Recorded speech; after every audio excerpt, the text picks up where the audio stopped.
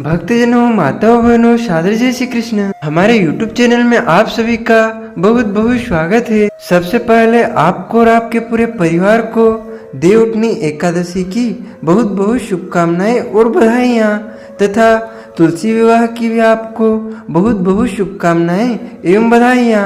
भगवान श्री हरि लक्ष्मी नारायण जी का भरपूर आशीर्वाद आप सभी के जीवन पर सदैव बना रहे।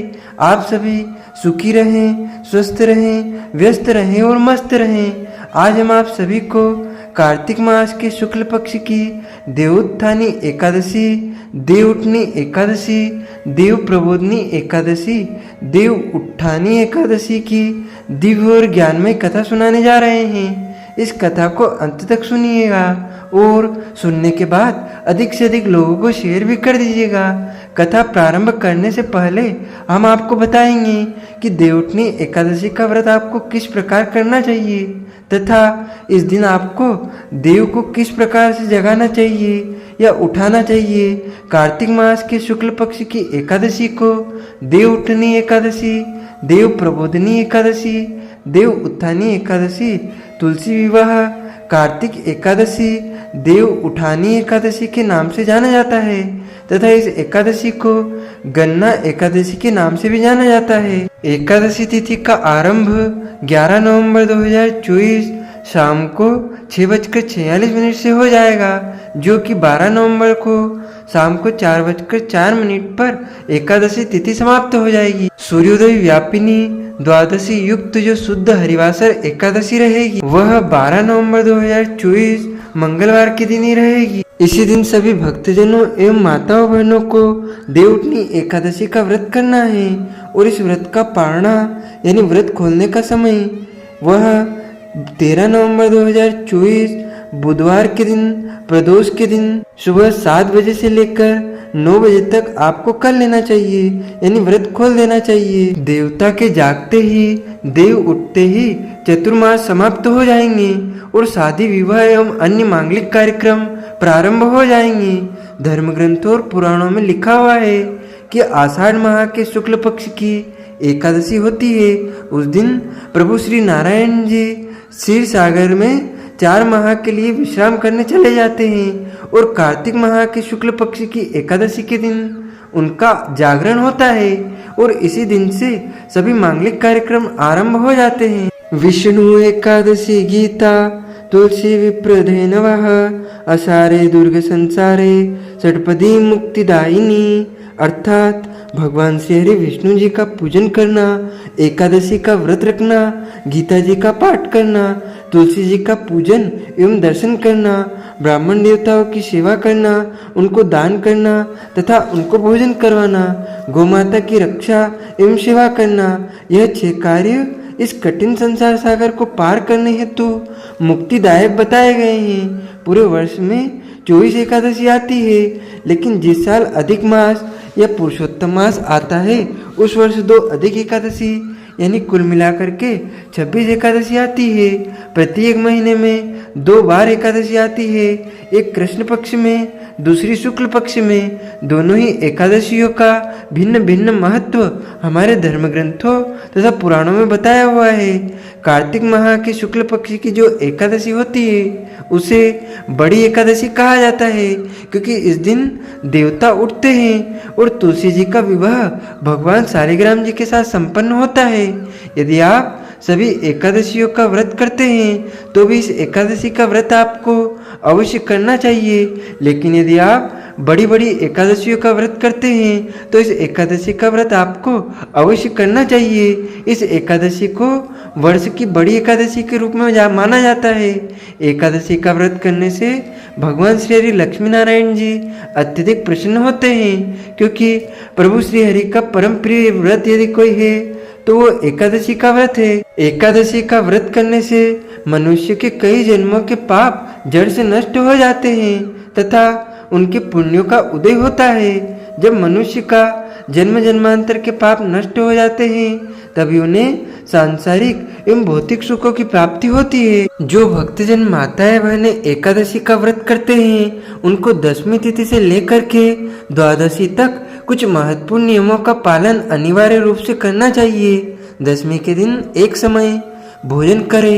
इस दिन शुद्ध एवं सात्विक भोजन करे तथा दशमी के दिन चावल, शहद, लहसुन, प्याज, मांस, मदिरा, मसूर की दाल, कटहल की सब्जी का उपयोग भोजन के रूप में नहीं करना चाहिए। दशमी के दिन पराय अन्न अर्थात दूसरे के घर का भोजन नहीं करना चाहिए। ब्रह्मचर्य व्रत का पालन करे। एकादशी के दिन सुबह जल्दी उठ करके स्नान करके पूजा अर्चना करके एकादशी व्रत का संकल्प धारण करना चाहिए। यदि आप निष्काम भाव से व्रत करते हैं यानी बिना किसी कामना के किए जाने वाले व्रत को निष्काम व्रत कहा जाता है।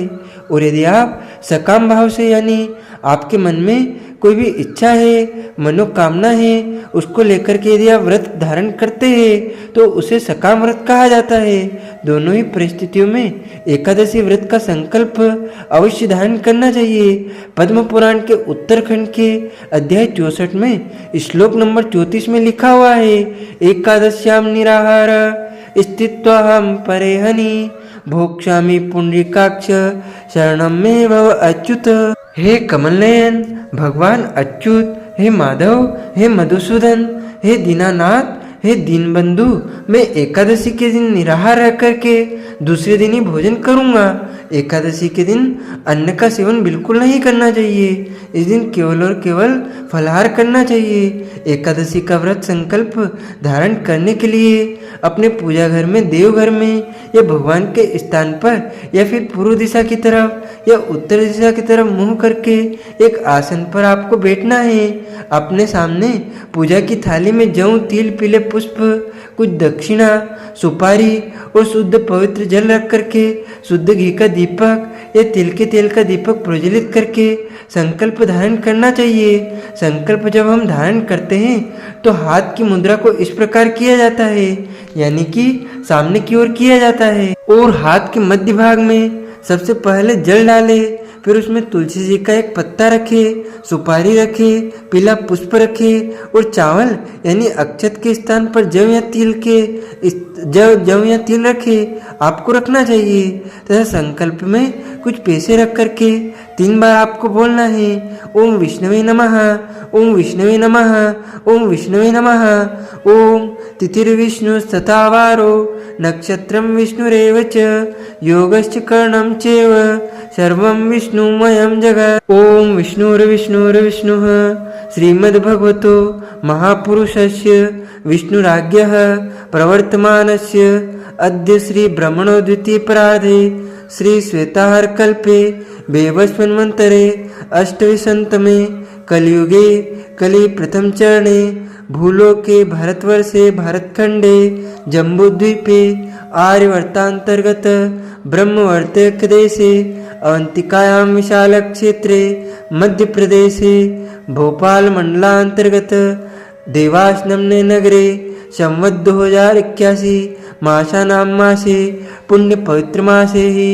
कार्तिक मासे ही शुक्ल पक्षे ही अद्यायः एकादश्यां पुण्यतिथ्योः मंगलवासरांगतायां उत्तर भाद्रपदा दिवस नक्षत्रे ही मीन राशि स्थिते श्री चंद्रे ही मिथुन राशि स्थिते श्री देवराज गुरु तुला राशि स्थिते श्री सूर्ये ही शेषेषु ग्रहेषु यथा यथम राशि स्थान स्थितेषु एवं ग्रह गुण गण विशेषण विशिष्टयाम शुभ पुण्यतिथियों।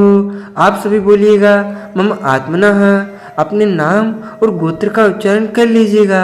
सब परिवारस्य सकुटुंबस्य सर्वजनानाम आयु आरोग्य ऐश्वर्य अभिवृद्ध्यर्थम अप्राप्त लक्ष्मी प्राप्त्यर्थम प्राप्त लक्ष्मी औश्चिरकाल संरक्षणार्थम सकल मन इच्छित कामना संसिद्ध्यर्थम लोके सभायाम राजद्वारे व्यापारे कृषि कार्ये सेवा कार्ये यश विजयादि लाभादि प्राप्त्यर्थम यह जन्मानि जन्मांतरे वा एवं सकल दुरितोपशमनार्थम आदिदेविक आदिभौतिक आध्यात्मिक त्रिविध तापोपशमनार्थम वात पित्त कफ जन दोष परिहारार्थम आदित्य आद्यवाहित नवग्रह देवता प्रसन्नार्थम कुल देवता प्रसन्नार्थम पितृदेवता प्रसन्नार्थम सर्वदेवता प्रसन्नार्थम भगवते श्री लक्ष्मीनारायण देवता प्रीत्यर्थम च अद्य दिवसे ही एकादश्यां व्रत कहम करिष्ये। इस प्रकार संकल्प प्रभु को समर्पित करने के बाद हाथ जोड़ करके प्रभु से निवेदन करना है, प्रार्थना करना है। आपको बोलना है, हे प्रभु, हे करुणा निदान, आज मैं देव उठनी एकादशी, देव उत्थानी एकादशी का व्रत करने जा रहा हूँ। आप मुझे पूरी शक्ति एवं सामर्थ्य प्रदान करें कि पूरे विधि विधान से सभी नियमों का पालन करते हुए मैं इस एकादशी व्रत को संपन्न कर सकूं तथा आपकी कृपा एवं आपके आशीर्वाद को सदैव प्राप्त करता रहूं। इस प्रकार आपका एकादशी व्रत आरंभ हो जाएगा।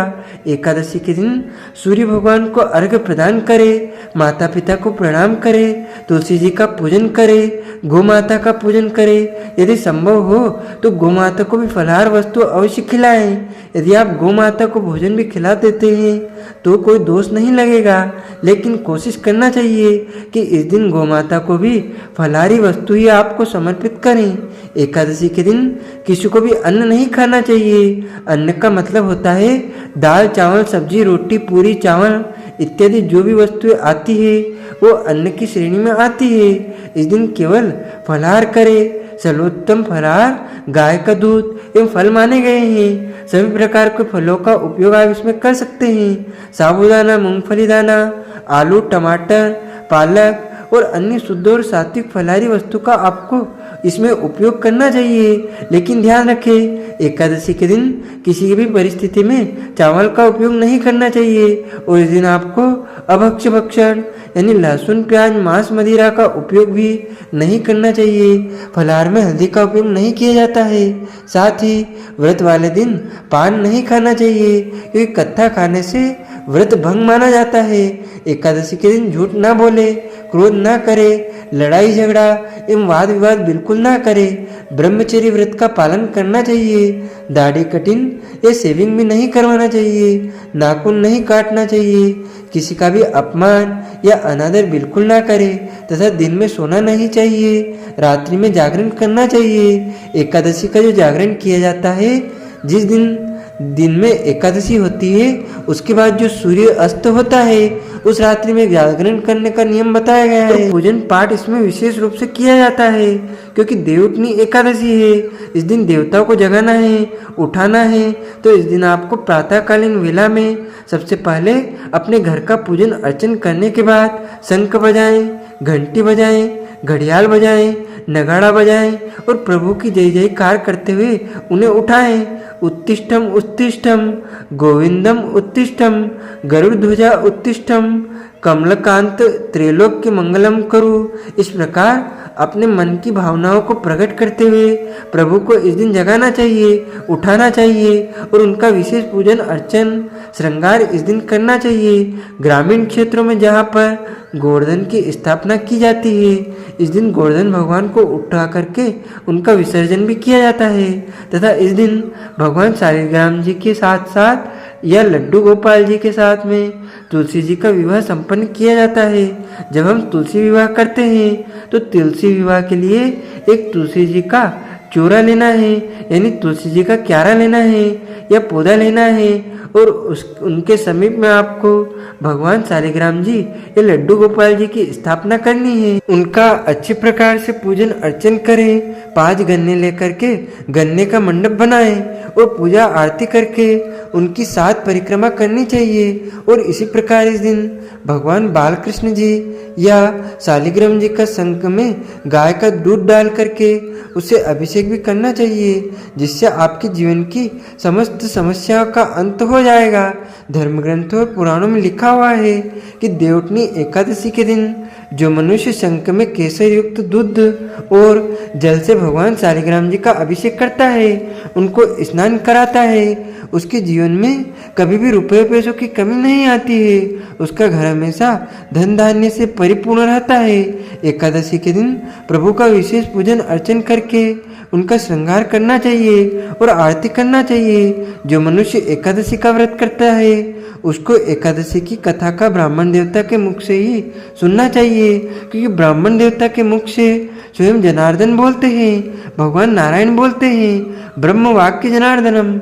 इसलिए ब्राह्मण देवता के मुखारविंद से कथा का श्रवण करें और कथा सुनने के बाद ब्राह्मण देवता को यथाशक्ति दक्षिणा अवश्य प्रदान करें और यदि संभव हो तो ब्राह्मण देवता को फलाहार भी करवाएं, उनको वस्त्र दान भी करें, अनिवार्य रूप से करें। और अगले दिन जब हम एकादशी व्रत का पारणा करते हैं उस समय भी ब्राह्मण देवता को भोजन करवाना चाहिए और वस्त्र दान भी, अन्नदान, गोदान इत्यादि जो भी आपसे बन पड़े वो दान पुण्य अवश्य करें, क्योंकि दान करने से हमारा धन पवित्र होता है।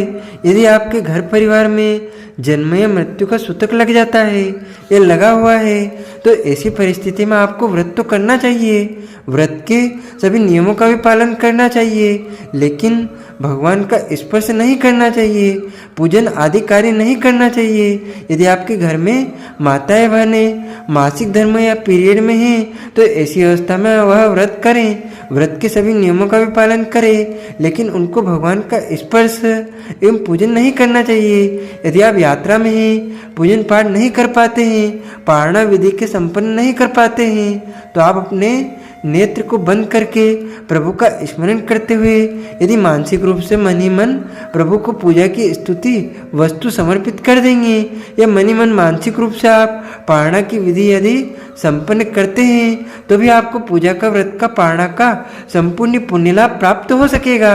एकादशी तिथि यदि समाप्त हो जाती है तो भी उस दिन भोजन नहीं करना चाहिए।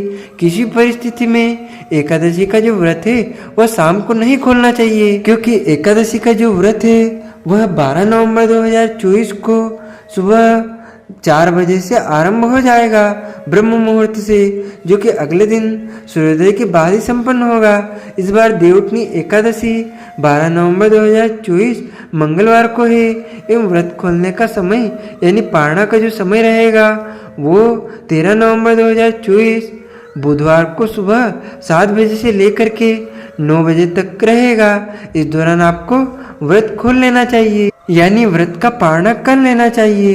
एकादशी के दिन कोई भी गलत कर्म, अनैतिक कर्म, पाप कर्म बिल्कुल भी ना करे, यानी कि इस दिन आपको किसी को भी सताना नहीं चाहिए, किसी भी मनुष्य का, जीव जंतु का अपमान या अनादर बिल्कुल भी ना करे, क्योंकि ईश्वर अंश जीव अविनाशी, किसी प्राणी को कष्ट ना पहुँचाए, क्योंकि प्रत्येक जीव में, प्रत्येक प्राणी में ईश्वर का वास माना गया है। साथ ही एकादशी के दिन पेड़ पौधों को काटना या छाड़ना नहीं चाहिए, भूमि को खोदना नहीं चाहिए और इस दिन दीपावली की तरह ही अपने घर पर प्रत्येक स्थानों पर गोधूली वेला में शाम के समय दीपक लगाना चाहिए, क्योंकि इस दिन माता महालक्ष्मी का आगमन पृथ्वी पर होता है।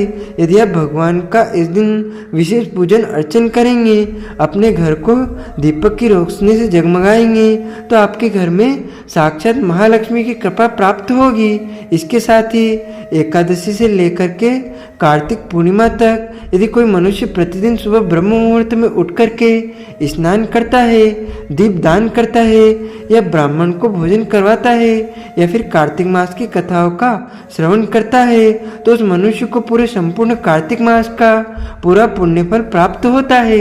यह 5 रात्रियां या 5 दिन कार्तिक के पूरे पुण्य के बताए गए हैं। पूरे कार्तिक मास के यदि आप नियम पालन नहीं कर पाते हैं तो केवल एकादशी से लेकर के पूर्णिमा तक यदि आप सभी नियमों का पालन कर लेंगे तो निश्चित तौर से पूरे कार्तिक मास का संपूर्ण पुण्य प्राप्त होगा। यदि आप बहुत कठिन नियमों का पालन नहीं कर पाते हैं तो केवल यदि सूर्योदय के पहले आप स्नान कर लेंगे और दीपदान कर देंगे, यानी तुलसी जी के यहाँ दीपक लगा देंगे, भगवान के यहाँ दीपक लगा देंगे, देवस्थान में, मंदिर में, शिवालय में, गौशाला में, पर्वत पर, खुले मैदान में दीपक दान कर देंगे या दीपक जलाएंगे तो आपको पूरे कार्तिक मास का संपूर्ण पुण्य प्राप्त होगा। अब हम आप सभी को देवउठनी यानी देव उठानी एकादशी की दिव्य और ज्ञानमय कथा सुनाने जा रहे हैं। बोलिए श्री लक्ष्मी नारायण भगवान की जय। गुरुर् ब्रह्मा गुरुर्विष्णु गुरुर्देव महेश्वरः, गुरु साक्षात् परब्रह्म तस्मै श्री गुरुवे नमः। श्री अखंड मंडलाकारं व्याप्तने चराचरं तत्पदं दर्शितं येन तस्मै श्रीगुरुवे नमः। कृष्णाय वासुदेवाय हरे परमात्मने प्रणतः क्लेशनाशाय गोविन्दाय नमो नमः। वसुदेवसुतं देवं कंसचाणूरमर्दनं देवकी परमानन्दं कृष्णं वन्दे जगद्गुरुं।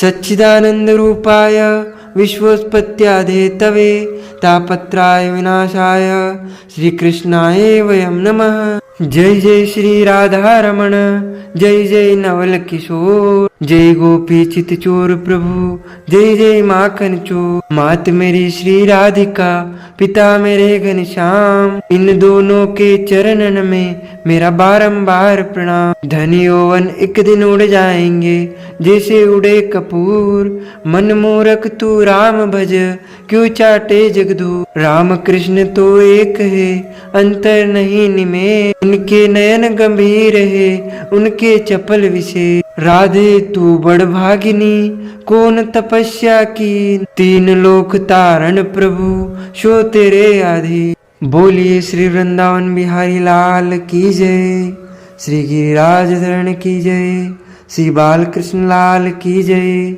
श्री श्याम सुंदर यमुने महारानी की जय, जगत गुरु श्री वल्लभाधीश की जय, श्री गोसाई जी परम दयाल की जय, श्री गुरुदेव की जय, लाडले लाल की जय, आज के आनंद की जय। एक समय की बात है, सोनकादिक 88,000 ऋषियों ने श्री सूत जी महाराज से प्रश्न किया कि हे ऋषिवर, आपके श्री मुखारविंद से हम देवोत्थानी एकादशी की दिव्य और ज्ञानमय कथा सुनना चाहते हैं।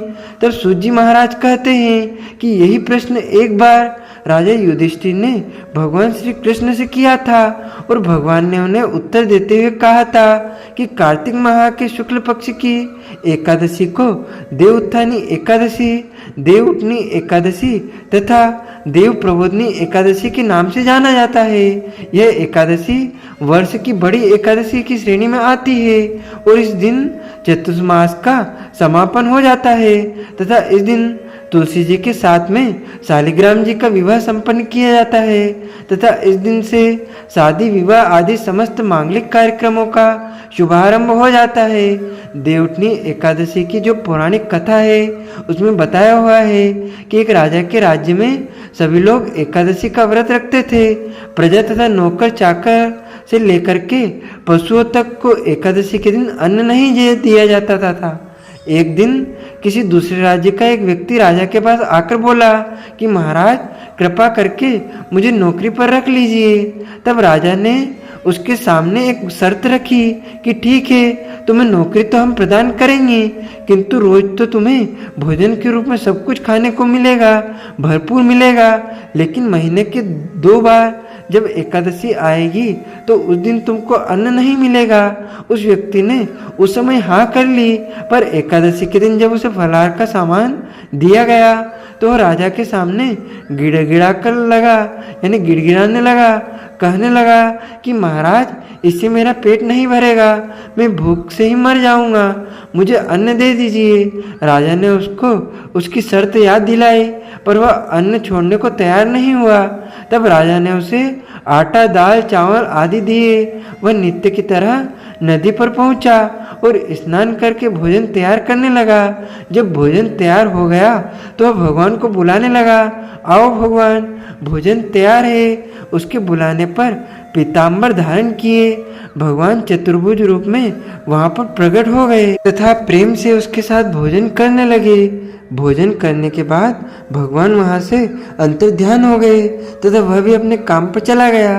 15 दिन बाद अगली एकादशी को राजा से कहने लगा कि महाराज, मुझे 2 गुना सामान आप दीजिए, उस दिन तो मैं भूखा ही रह गया था। राजा ने कारण पूछा तो उसने बताया कि हमारे साथ भगवान भी भोजन करते हैं, इसीलिए हम दोनों के लिए यह सामान पूरा नहीं हो पाता है। भोजन की सामग्री कम पड़ जाती है, यानी कम पड़ जाती है, इसलिए इस बार आप मुझे 2 गुना सामान प्रदान करें। यह सुनकर के राजा को बड़ा आश्चर्य हुआ। वह बोला, मैं इस बात को मान ही नहीं सकता हूँ कि भगवान तुम्हारे साथ भोजन करते हैं। मैं तो इतना व्रत रखता हूँ पूजा पाठ करता हूँ, नियम का पालन करता हूँ, भक्ति करता हूँ, पर भगवान ने मुझे कभी भी दर्शन नहीं दिए। राजा की बात को सुनकर के वह बोला कि महाराज, यदि आपको विश्वास नहीं हो तो मेरे साथ चल करके देख लो। राजा एक पेड़ के पीछे छिप करके बैठ गया। उस व्यक्ति ने भोजन बनाया तथा भगवान को शाम के समय पुकारता रहा, परंतु भगवान नहीं आए। शाम को हो गई। अंत में उसने कहा कि हे भगवान, यदि आप नहीं आए तो मैं इस नदी में कूद करके अपने प्राण का परित्याग कर दूंगा। लेकिन भगवान नहीं आए। तब वह प्राण त्यागने के उद्देश्य से नदी की तरफ बढ़ा। प्राण त्यागने का उसका दृढ़ इरादा जान करके शीघ्र ही भगवान ने प्रकट होकर के उसके हाथ को पकड़ लिया और साथ बैठ करके भोजन करने लगे। भोजन करके वह अपने विमान में बैठ करके अपने धाम चले गए। साथ ही उस व्यक्ति को भी अपने साथ ले गए। यह देख करके राजा ने विचार किया कि व्रत उपवास से तब तक कोई फायदा नहीं होता है जब तक मन शुद्ध नहीं हो। इसलिए कहा गया है कि सबसे पहला मनुष्य का मन पवित्र होना चाहिए। मन उसका शुद्ध होगा तभी उसको व्रत का, पूजा पाठ का, भक्ति का पुण्य प्राप्त होगा। इससे राजा को ज्ञान मिला। वह भी मन में व्रत उपवास करने लगा और अंत में स्वर्गलोक को, वैकुंठ लोक को प्राप्त हो गया। इस प्रकार देवउठनी एकादशी की यह पहली कथा थी। उसके बाद एक और कथा आती है। उसमें यह बताया गया है कि एक राजा था, उसके राज्य में प्रजा सुखी थी। एकादशी को कोई भी अन्न नहीं बेचता था, सभी फलाहार करते थे। एक बार राजा ने प्रत्येक एकादशी की तरह एकादशी का व्रत किया। तब भगवान ने राजा की परीक्षा लेना चाहिए और भगवान ने सुंदरी का रूप धारण कर लिया तथा रास्ते पर बैठ गए। तभी राजा उधर से निकला और सुंदरी को देख करके चकित रह गया। राजा ने पूछा कि हे सुंदरी, तुम कौन हो और इस तरह यहाँ पर क्यों बैठी हो? तब सुंदर स्त्री बने भगवान बोले कि मैं निराश्रित हूँ, नगर में मेरा कोई भी जाना पहचाना नहीं है, किससे सहायता मांगू? राजा उसके रूप पर मोहित हो गया। वह बोला, तुम मेरे महल में चल करके मेरी रानी बन करके रहो, वहाँ पर तुम्हें किसी भी चीज़ की कोई कमी नहीं आएगी। सुंदरी बोली, मैं तुम्हारी बात मानूंगी, पर तुम्हें राज्य का अधिकार मुझे सौंपना होगा। राज्य पर मेरा पूर्ण अधिकार होगा। मैं जो भी बनाऊंगी आपको खाना पड़ेगा, जो भी भोजन तैयार करूंगी उसको स्वीकार करना पड़ेगा। राजा उसके रूप पर मोहित था, अतः उसकी सभी शर्तों को राजा ने स्वीकार कर लिया। अगले दिन एकादशी का व्रत आया। राजा ने हुक्म दिया, रानी ने हुक्म दिया कि बाजारों में अन्य दिनों की तरह अन्न बेचा जाए और उसने अपने राजभवन में, महल में मांस, मछली आदि पकवाई तथा परोस करके राजा से खाने को कहा। यह देख करके राजा बोला कि रानी, आज तो एकादशी का व्रत है, मैं तो केवल फलाहार ही करूँगा। तब रानी ने शर्त की बात उनको याद दिलाई और बोली, या तो भोजन करो, नहीं तो मैं बड़े राजकुमार का सिर काट दूंगी। राजा ने अपनी स्थिति बड़ी रानी से कही तो बड़ी रानी बोली, महाराज, धर्म ना छोड़े, बड़े राजकुमार का सिर कटता हो तो कटने दे, पुत्र तो फिर मिल जाएगा, परंतु धर्म पुनः प्राप्त नहीं हो पाएगा। आप अपने धर्म पर अडिग रहें। इस दौरान बड़ा राजकुमार खेल करके आ गया। माँ की आंखों में आंसू देख करके वह रोने के कारण पूछने लगा तो माँ ने उसे सारी बातें, वस्तु स्थिति बता दी। तब वह बोला कि मैं सिर देने को तैयार हूँ, पिताजी के धर्म की रक्षा अवश्य होगी। राजा दुखी मन से राजकुमार का सिर देने को तैयार हुआ तो रानी के रूप में भगवान विष्णु ने प्रकट होकर के असली बात बताई और भगवान ने कहा, हे राजन, तुम इस कठिन परीक्षा में उत्तीर्ण हो गए हो, तुम पास हो गए हो, तुमने अपने धर्म की रक्षा की है। भगवान ने प्रसन्न मन से राजा से वर मांगने को कहा तो राजा बोला कि आपका दिया मेरे पास सब कुछ है, हमारा आप उद्धार करके उसी समय वहाँ एक विमान उतरा। राजा ने अपना राज्य पुत्र को सौंप दिया और विमान में बैठ करके राजा परम धाम को प्राप्त हो गया। इस प्रकार इस एकादशी का जो कोई भी व्रत करता है उसको परम भक्ति के साथ साथ धर्म, अर्थ, काम और अंत समय में मोक्ष की प्राप्ति होती है। इसमें किसी प्रकार का कोई संशय नहीं है। और वैसे तो सभी एकादशी अपने आप में महत्वपूर्ण मानी जाती है, तो सभी एकादशियों का व्रत करना चाहिए और मनुष्य जीवन में अपने जीते जी एकादशी व्रत का उद्यापन अवश्य करवाना चाहिए। उद्यापन हमेशा देवउठनी एकादशी के बाद से लेकर के देवशयनी एकादशी के बीच में ही करना चाहिए। बोलिए श्री लक्ष्मी नारायण भगवान की जय।